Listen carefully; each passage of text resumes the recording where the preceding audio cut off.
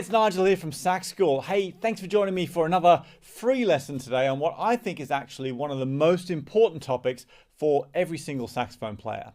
The thing is, you see, it doesn't matter how fancy your saxophone is or how many brilliant mouthpieces you've got. If you're not practicing in the right way, then you're always going to struggle to make consistent progress on your saxophone. It's something that we see people struggle with all the time, and that's the reason why we talk about this topic so much with our thousands of students inside the Sax School member community. So to help you today, I'm going to share my super simple but actually super effective 4-step system that you can use to create a practice routine on your saxophone that really works. And if you use this structure and you apply it consistently in your practice, I know that you're going to see some amazing results. Oh, I should say, if we've not met before, g'day, and please consider subscribing if you'd like to hear all about the new videos that I'm putting out each week to help you with your saxophone playing. All right, let's get stuck in. Right, now just before we get started, I want to make the point that this is a very simple practice routine. I think this is important to say because although the structure of the routine always stays the same, the elements that you use in your practice routine will change as you progress as a player. So I think it's very, very important to have a clear structure that you use in your practice, but to change the elements in that structure that are relevant to you right now with what you're trying to work on. Does that make sense? Okay, you might have guessed that the first element of the 4-part practice routine is a warm-up, but don't go clicking off this video just yet because warm-ups are important and they come in all shapes and sizes. I'm not just suggesting that you just do 15 minutes of long tones. Instead, I think it's really, really important to appreciate why we should do a warm-up and then find a style of warm-up that really suits you with where you are in your progress right now. So your warm-up is super important because it's your opportunity to clear your mind and get your body all ready for playing saxophone. Now, of course, you're going to be working on tone, but if you do it right, you're also developing a whole bunch of other hidden elements of your playing too. So a good tone warm-up actually builds your embouchure muscles and your strength. It refines your throat and your mouth position, and it builds your breath control too. I also think if you get it right, a good warm-up is going to reduce the chance of injuries like neck strains and arm strains, things that can come from bad posture. It's a time to address that and eliminate any tension. And one final thing that I think is important to think about with warm-ups, this is the way that I think about it anyway, is that a warm-up is kind of like a meditation. It's your time to be really mindful of the sound that you're making on your saxophone and just to really sort of conjure that perfect tone that you're aiming for in your saxophone. It really gets you in the zone. So what type of exercises should we do for a warm-up? Well, there are really loads and loads of options. Inside Sax School, the tutor team and I have got a whole library of warm-ups that we share with our members. But a good starting point if you're relatively new to saxophone is my essential saxophone warm-up. It's on the channel here. I'll put a link for it up here actually. One of my favorite things that I'm enjoying at the moment, I like practicing with a drone, playing octaves and fifths. Working through the range of my saxophone like that. Also doing a similar exercise but with overtones. I do that all the time. Also a beautiful slow melody is a perfect warm-up exercise, particularly if you keep your tuner on the music stand so you can check your intonation as you're going along. It's also a whole bunch of fun. I've got a whole bunch of warm-up materials for you in our free locker. That's the place where we keep all of our free material. You can find that from our website if you go to saxschoolonline.com and go to the courses page. I'll also put a link down below here where you can go and register for that. There's a whole load of stuff in there to help you out. But what I'd really like to know is, what do you use for warming up? What's your favorite warm-up exercise? Please let me know in a comment down below. Once you're warmed up and you're in the zone, it's time to really get your fingers moving with some technique practice. That's the second part of this 4-step practice routine. Don't worry, just like with my warm-ups, I'm not going to suggest that you just play scales with a metronome here. That's what pretty much everyone else is going to tell you, and yes, it kind of will work, but it's not always the best thing for you to focus on, depending on where you're up to with your saxophone playing and what your goals are right now. So technique practice can take lots of different forms, from scales all through to working on patterns. You could play classical studies. You could even work through arpeggios, or chord tones. One of my favorite things to practice for technique is a simple one chord jam, and I'll do this with a metronome or with a drum groove and work through different keys and use different scales or different chords and even different styles. I find for me this is a brilliant exercise to get my creativity flowing while also working on my finger technique, so combining all those things together.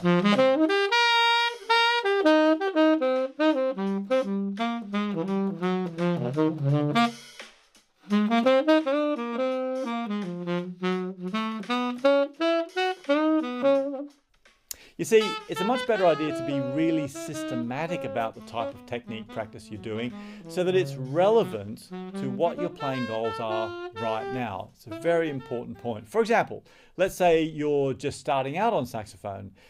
Then it's a great idea to work through something like easy 5-note finger patterns and tonguing exercises and more long tones, building your breath, that kind of thing.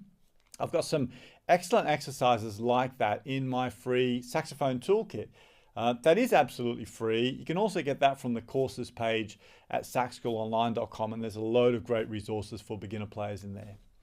But if you're a more advanced player, maybe you're focusing on improvising, then you're going to get a lot more benefit from working through pentatonic or chord tone patterns, or something like my free faster fingers bebop workout, which is also in our free locker.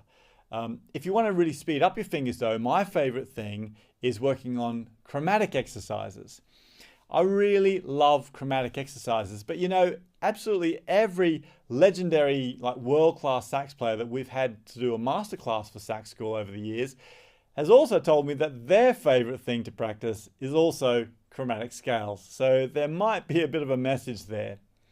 If you'd like to check out some chromatic scale exercises, I've actually put my favorite ones together in the 7 chromatic workouts for saxophone PDF. And guess where that is? Yep, that's also down in the locker down below. So whatever you choose for your technique practice, remember, you've got to keep it slow, you've got to keep it controlled, always use a metronome or a drum groove, and focus on removing the glitches in your playing. That's really the most important point, because that way you can work toward a flawless, perfectly smooth finger technique that sounds absolutely effortless. Doesn't that sound nice? For our third element of the perfect practice routine, I think it's essential to challenge yourself with something new. You need to do this in every practice session.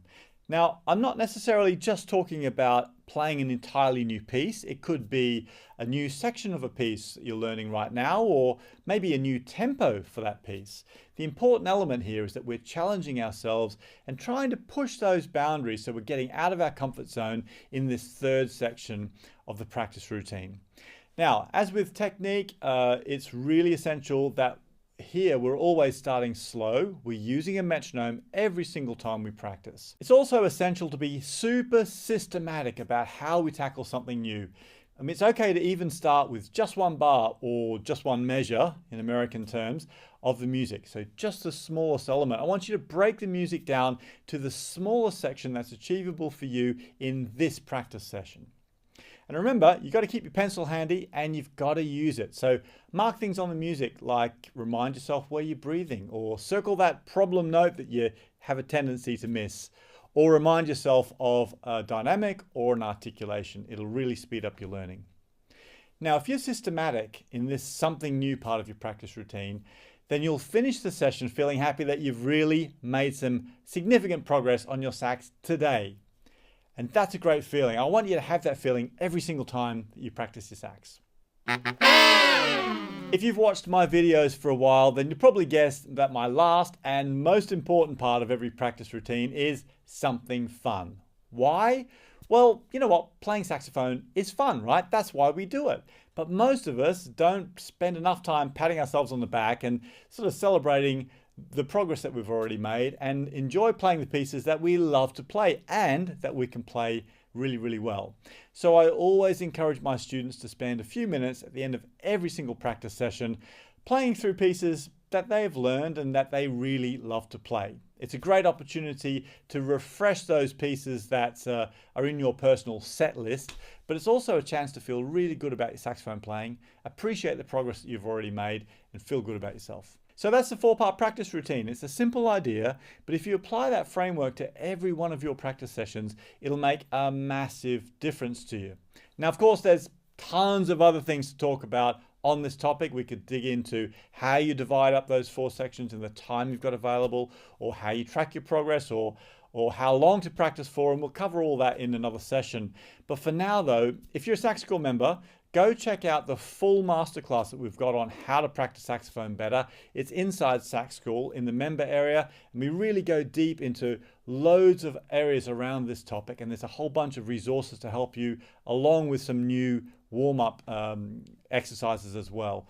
So that's a great resource. But if you're not a member and you're ready to really push ahead with your playing, then you can go grab our 14-day trial. It's running at the moment as I'm filming this. There's a link down below, or you'll find it on our website at saxschoolonline.com. That's a great way to go and see what's going on inside Sax School, and to see if it's a good fit for you. Get involved with the lessons, reach out to our tutors, and maybe even join a masterclass.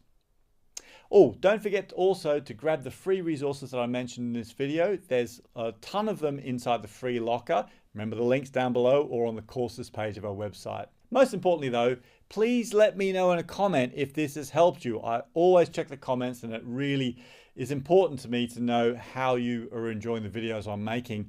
And also, if you know someone else that this video would help, it would be awesome if you could share it with them too. So that's it for today. Go put your 4-part practice routine in action right now, and I can't wait to hear how it helps you. All right, go have some fun, practice hard, and I'll catch you next time.